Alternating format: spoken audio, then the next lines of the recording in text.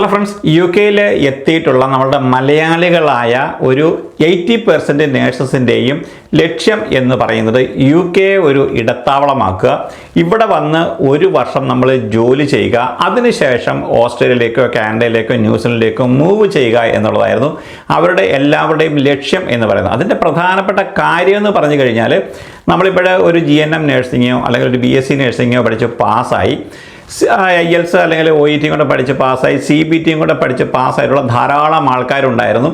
അത്രയും പാസ്സായി കഴിഞ്ഞാൽ ഫ്രീ ആയിട്ട് ഒരു 4-5 മാസത്തിനുള്ളിൽ യു കെയിൽ എത്താമെന്നുള്ളത് 100% അവർക്ക് ഉറപ്പായിരുന്നു. അങ്ങനെ നമ്മുടെ ആയിരക്കണക്കിന് നേഴ്സസാണ് ഫ്രീ ആയിട്ട് യു കെയിലെത്തിയത്. ഫ്രീ ആയിട്ടെന്ന് പറഞ്ഞു കഴിഞ്ഞാൽ നമ്മളുടെ NMC രജിസ്ട്രേഷൻ ഉൾപ്പെടെയുള്ള IELTS OET പഠിച്ച എക്സാമിൻ്റെ ഫീസ് ഉൾപ്പെടെയുള്ള എല്ലാ ചിലവുകളും, ഫ്ലൈറ്റ് ചാർജും, ഇവിടെ വന്ന് 1 to 3 months ഫ്രീ അക്കോമഡേഷനും, വന്ന് കഴിയുമ്പോൾ തന്നെ നമുക്ക് 100-150 പൗണ്ട് നമുക്ക് ചിലവിലുള്ള പൈസയായിട്ടും ഒക്കെ തന്ന് സഹായിച്ച ഒരു സ്ഥാപനമായിരുന്നു UK NHS എന്ന് പറയുന്നത്. അതുകൊണ്ട് തന്നെ എല്ലാ ആൾക്കാർക്കും ഏതെങ്കിലും ഒരു ഏജൻസിയെ കൺസൾട്ട് ചെയ്ത് കഴിഞ്ഞാൽ യു കെയിലേക്ക് ഫ്രീ ആയിട്ട് എത്താമെന്നുള്ള ഒരു സാഹചര്യം വന്നു. നമുക്കറിയാമല്ലോ, അർഹിക്കാത്തത് കിട്ടിക്കഴിയുമ്പോൾ നമുക്ക് അതിനുള്ള ആവേശം കുറയും. അതുകൊണ്ട് തന്നെ യു കെ എന്ന് പറയുന്നത് നേഴ്സസിൻ്റെ ഇടയിൽ ഒരു വലിയ വിലയൊന്നും ആരും തന്നെ കഴിഞ്ഞ ഒരു 2-3 വർഷമായിട്ട് കൽപ്പിച്ചിട്ടില്ല. കാരണം അവർക്ക് അതിനേക്കാട്ടിൽ വലിയ ഒരു സ്ഥലമെന്ന് പറഞ്ഞാൽ എത്തപ്പെടാൻ പറ്റാത്ത ഓസ്ട്രേലിയ പോലുള്ള അല്ലെങ്കിൽ അമേരിക്ക പോലുള്ള രാജ്യങ്ങളായിരുന്നു. അപ്പോൾ അതുകൊണ്ട് തന്നെ ഇവിടെ വരുന്നതിന് മുമ്പ് തന്നെ അവർ കണക്ക് കൂട്ടിയത് യു കെയിലെത്തുക, എങ്ങനെയെങ്കിലുമൊക്കെ ഒരു വർഷം ഇവിടെ നമ്മൾ ജോലി ചെയ്ത് എക്സ്പീരിയൻസ് സമ്പാദിക്കുക, അതിനുശേഷം ഓസ്ട്രേലിയയിലേക്ക് കടക്കുക എന്നുള്ളതാണ്. അതിന് ഇവിടെ വന്നിട്ട് പറഞ്ഞിട്ടുള്ള കാരണങ്ങൾ എന്ന് പറഞ്ഞു കഴിഞ്ഞാൽ, ഇവിടെ തണുപ്പാണ്, അതുപോലെ തന്നെ ഇവിടെ എക്സ്പെൻസ് കൂടുതലാണ്, നമുക്ക് കിട്ടുന്ന സാലറിയിൽ നിന്ന് നല്ലൊരു ശതമാനം ടാക്സ് ഡിഡക്റ്റ് ചെയ്തുകൊണ്ട് പോകുന്നു. ഇതുപോലുള്ള 3-4 കാരണങ്ങൾ പറഞ്ഞുകൊണ്ടാണ് ഇവിടേക്ക് വന്ന നേഴ്സസിൽ നല്ലൊരു ഭാഗവും ഓസ്ട്രേലിയയിലേക്ക് പോയത്. യു കെയിലേക്ക് വരുന്ന നേഴ്സസിനെ സംബന്ധിച്ചിടത്തോളം അവർക്ക് എല്ലാവർക്കും അറിയാം യു കെയിൽ ടാക്സ് ഡിഡക്റ്റ് ചെയ്യുന്നുണ്ട് എന്നുള്ള കാര്യം. ഇവിടുത്തെ നേഴ്സിംഗ് വേക്കൻസികൾ കുറയാൻ തുടങ്ങി. അങ്ങനെ വന്നു കഴിഞ്ഞപ്പോൾ ഭരണം മാറി, ഇവിടുത്തെ നെറ്റ് എമിഗ്രേഷൻ്റെ പ്രശ്നങ്ങൾ വന്നു. ഇതെല്ലാം കൂടി ആയി കഴിഞ്ഞപ്പോൾ യു കെയിലേക്കുള്ള നേഴ്സിംഗ് വാതിലുകൾ പതുക്കെ അടയാൻ തുടങ്ങി. നമുക്ക് ഓരോ ദിവസവും വരുന്ന മെസ്സേജുകൾ കാണുമ്പോഴും 100 കണക്കിന് ആൾക്കാരാണ് ഇപ്പോൾ ചോദിക്കുന്നത്, ചേട്ടാ ഏതെങ്കിലും ഏജൻസികളുണ്ടോ, അവർക്ക് പൈസ കൊടുത്തിട്ടാണെങ്കിൽ പോലും എനിക്ക് യു കെയിലെ NHSലേക്ക് ഒരു വേക്കൻസി ലഭിക്കാൻ വല്ല ചാൻസും ഉണ്ടോ എന്ന്. നമുക്കറിയാം എത്രയോ ആൾക്കാരാണ് യു കെയെ പുച്ഛിച്ചുകൊണ്ട് ഇങ്ങോട്ട് എന്തിനാണ് വരുന്നത്, ഇവിടെ വന്നു കഴിഞ്ഞാൽ ഇവിടുത്തെ NHSൽ ഇത്ര സാലറിയേ ലഭിക്കത്തുള്ളൂ, മാത്രമല്ല അവിടെ അതിശൈത്യമാണ്, നമുക്കവിടെ ഫാമിലിയെ കൊണ്ട് പോയി നമുക്ക് താമസിക്കാനായിട്ട് ഭയങ്കര ബുദ്ധിമുട്ടാണെന്നൊക്കെ പറഞ്ഞിട്ടുള്ള ആൾക്കാർ ഇവിടെ ഇപ്പോഴും വരാനായിട്ട് പാടുപെടുന്ന ഒരു സാഹചര്യമാണ് നമ്മളിപ്പോഴേ കാണുന്നത്. അതിന് ആരെയും കുറ്റം പറഞ്ഞിട്ട് കാര്യമില്ല. കഴിഞ്ഞ ഒരു സെപ്റ്റംബർ ഒക്ടോബറിലെ നോക്കുകയാണെന്നുണ്ടെങ്കിൽ ഇവിടുത്തെ ജോബ് വേക്കൻസികളിൽ ടോട്ടൽ 23% കുറവാണ് ഉണ്ടായിരിക്കുന്നതെന്നുള്ളൊരു വാർത്തകൾ കൂടി വന്നിരിക്കുന്നു. മറ്റുള്ള രാജ്യങ്ങളെ അപേക്ഷിച്ച് നോക്കുമ്പോഴേ യു കെയിലെ ഈ ഒരു തൊഴിലവസരങ്ങൾ കുറഞ്ഞിട്ടുണ്ടെന്നുള്ള വാർത്തകളാണ് ഇപ്പോഴ് പുറത്ത് വന്നിരിക്കുന്നത്. യു കെയിലൊരു നേഴ്സിംഗ് വേക്കൻസി ലഭിക്കുക എന്ന് പറഞ്ഞു കഴിഞ്ഞാൽ, അതായത് യു കെയിലെ ഒരു NHS ഹോസ്പിറ്റലിലോ അല്ലെങ്കിൽ ഒരു നേഴ്സിംഗ് ഹോമിലോ ഒരു ജോബ് ലഭിക്കുക എന്ന് പറഞ്ഞു കഴിഞ്ഞാൽ സത്യത്തിൽ ഇപ്പോഴും അതൊരു ഭാഗ്യം തന്നെയാണ്. കാരണം നമ്മളെപ്പോലുള്ള ആയിരക്കണക്കിന് ആൾക്കാരാണ് ഒരു 2000 മുതൽ 2024 വരെ യു കെയിലെത്തിയത്.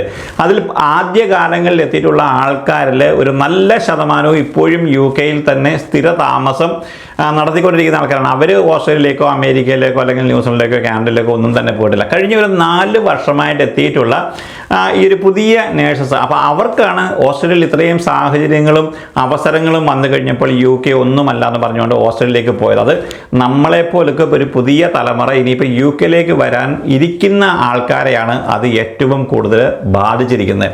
ഇപ്പോൾ IELTS പാസ്സായി OET പാസ്സായിട്ടുള്ള അല്ലെങ്കിൽ CBT പാസ്സായിട്ടുള്ള ഒരാളിനെ സംബന്ധിച്ചോളം യു കെയിലേക്കോ ഓസ്ട്രേലിയയിലേക്കോ കാനഡയിലേക്കോ ന്യൂസിലൻഡിലേക്കോ പോകാനുള്ള യാതൊരു അവസരങ്ങളുമില്ല.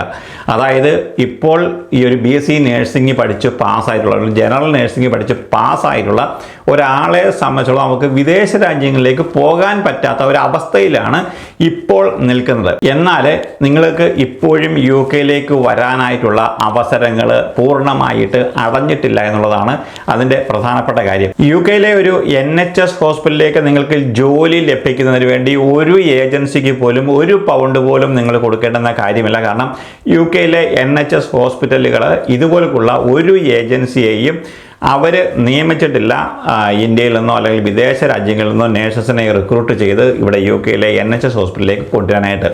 അതുകൊണ്ട് തന്നെ നിങ്ങൾ ഒരു ഏജൻസി, ഏതെങ്കിലും ഏജൻസികൾ നിങ്ങളോട് പൈസ ചോദിച്ചു കഴിഞ്ഞാൽ അവർക്ക് ഒരു കാരണവശാലും നിങ്ങളിവിടെ കൊണ്ടുവരാനായിട്ട് സാധിക്കത്തില്ല. മാത്രവുമല്ല നിങ്ങൾക്ക് ആ ഒരു രീതിയിൽ UK-ലേക്ക് വരാനായിട്ട് സാധിക്കത്തില്ല. നമുക്കറിയാം ധാരാളം നേഴ്സിംഗ് ഹോമുകൾ ഇപ്പോഴത്തെ വേക്കൻസികൾ ഇതേപോലെയുള്ള ഏജൻസികൾ വീണ്ടും വല വിരിച്ചിട്ടുണ്ട്. നിങ്ങൾ അങ്ങനെയൊന്നും പൈസ കൊടുത്തുകൊണ്ട് ആരും തന്നെ വരരുത്. UK-ലേക്ക് നിങ്ങൾക്ക് ഇപ്പോഴും വരാനുള്ള സാഹചര്യങ്ങൾ അവിടെ തുറന്നു കിടപ്പുണ്ട്. പ്രത്യേകിച്ച് നിങ്ങൾക്ക് സ്പെഷ്യാലിറ്റി നേഴ്സിംഗിലാണ് നിങ്ങൾക്ക് എക്സ്പീരിയൻസ് ഉള്ളത് എങ്കിൽ, അതായത് നിങ്ങൾക്ക് theatre nurses, A&E nurses, intensive care nurses, അതായത് ICUയിലാണ് നിങ്ങൾക്ക് എക്സ്പീരിയൻസ് ഉള്ളത്, അല്ലെങ്കിൽ നിങ്ങൾക്ക് പീഡിയാട്രിക് ICU അല്ലെങ്കിൽ ITU നേഴ്സിംഗിലോ ആണ് നിങ്ങൾക്ക് എക്സ്പീരിയൻസ് ഉള്ളത്. അതേപോലെ തന്നെ neonatal nurses, oncology or chemotherapy nurses, endoscopy nurses, cardiac catheter lab nurses, ഇവിടെ എങ്ങാനുമാണ് നിങ്ങൾക്ക് എക്സ്പീരിയൻസ് ഉള്ളത് എങ്കിൽ നിങ്ങൾക്ക് NHSൻ്റെ വെബ്സൈറ്റിലേക്ക് പോയി കഴിഞ്ഞാൽ നിങ്ങൾക്ക് നിങ്ങളുടെ CV അപ്ലോഡ് ചെയ്ത് കഴിഞ്ഞാൽ ഇപ്പോഴും നിങ്ങൾക്ക് ജോബ് ലഭിക്കാനുള്ള സാധ്യതകൾ നിലനിൽക്കുന്നുണ്ട്. നമുക്കറിയാം UK-ലെന്ന് പറഞ്ഞു കഴിഞ്ഞാൽ എല്ലായ്പ്പോഴും മെൻ്റൽ ഹെൽത്തിൽ ധാരാളം വേക്കൻസികളുണ്ട്. ഒരു ചലഞ്ചിങ് പൊസിഷനാണ്. നമുക്കറിയാമല്ലോ, ഇപ്പോൾ ഒരു മെൻ്റൽ ഹെൽത്ത്, ഒരു സൈക്യാട്രിക് പേഷ്യൻ്റ് ആണ്. അപ്പോൾ അതേപോലെയുള്ള സ്പെഷ്യാലിറ്റിയുള്ള ഹോസ്പിറ്റലുകൾ, മെൻ്റൽ ഹെൽത്ത് ഹോസ്പിറ്റലുകൾ തന്നെ പ്രത്യേകിച്ച് ധാരാളം UK-ൽ ഇഷ്ടംപോലെയുണ്ട്.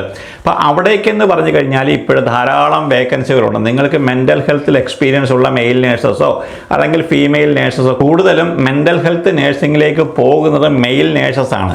ഇപ്പം നിങ്ങൾക്ക് ആ ഒരു രീതിയിലും എക്സ്പീരിയൻസ് ഉണ്ട് എന്നുണ്ടെങ്കിൽ നിങ്ങൾക്ക് ധാരാളം ഓപ്പർച്യൂണിറ്റികൾ ഇപ്പോഴും UK-ൽ നിലനിൽക്കുന്നുണ്ട്. നമുക്കറിയാം നാട്ടിൽ നിന്ന് നോർക്ക റിക്രൂട്ട്മെൻറ്റുകൾ പലപ്പോഴും ഇതേപോലെയുള്ള അഡ്വർടൈസ്മെൻറ്റുകൾ നാട്ടിൽ കൊടുക്കാറുണ്ട്. അവർ റിക്രൂട്ട്മെൻറ്റുകളൊക്കെ കണ്ടക്ട് ചെയ്യാറുണ്ട്. പക്ഷേ അതിൻ്റെ ത്രൂവിൽ എത്ര പേര് UK-ലേക്ക് വന്നു എന്നുള്ളതിനെക്കുറിച്ച് നമുക്ക് ഇപ്പോഴും അറിയത്തില്ല. കാരണം UK-ൽ നേഴ്സസിൻ്റെ വേക്കൻസി ഉള്ള സമയത്ത് നമുക്ക് ഈ നോർക്ക റൂട്ട്സിൻ്റെ ഒന്നും കെയർ ഓഫിൽ വരണമെന്ന് യാതൊരു കാര്യവുമില്ല. UK-ലെന്ന് പറഞ്ഞാൽ ധാരാളം ഇതേപോലെയുള്ള നല്ല നല്ല ഏജൻസികളുണ്ട്. അവരുടെ ത്രൂവിൽ വന്നു കഴിഞ്ഞാൽ നമുക്ക് ഒരു പൈസ പോലും മുടക്കാതെ UK-ലെ ഒരു NHS ഹോസ്പിറ്റലിൽ ജോലി ലഭിക്കുമായിരുന്നു. പക്ഷേ ഇപ്പോൾ സാധ്യതകൾ കുറച്ചുകൂടി മങ്ങി. എന്തായാലും വീണ്ടും ഇപ്പോഴേ ഈ ഒരു മെൻ്റൽ ഹെൽത്ത് റിക്രൂട്ട്മെൻറ്റിൻ്റെ ഒരു പരസ്യം നോർക്ക റൂട്ട്സ് കൊടുത്തിട്ടുണ്ട്. നിങ്ങൾക്ക് വേണമെന്നുണ്ടെങ്കിൽ, നിങ്ങൾക്ക് വിശ്വാസമുണ്ടെങ്കിൽ ധാരാളം കംപ്ലൈൻറ്റുകളും കാര്യങ്ങളൊക്കെ വരുന്നുണ്ട്. എനിക്കതിൻ്റെ റിയാലിറ്റികളൊന്നും അറിയത്തില്ല. അവരും ഇപ്പോഴും വേക്കൻസികൾ കൊടുത്തിട്ടുണ്ട് UK-ലെ മെൻ്റൽ ഹെൽത്ത് ഹോസ്പിറ്റലുകളിലേക്ക്.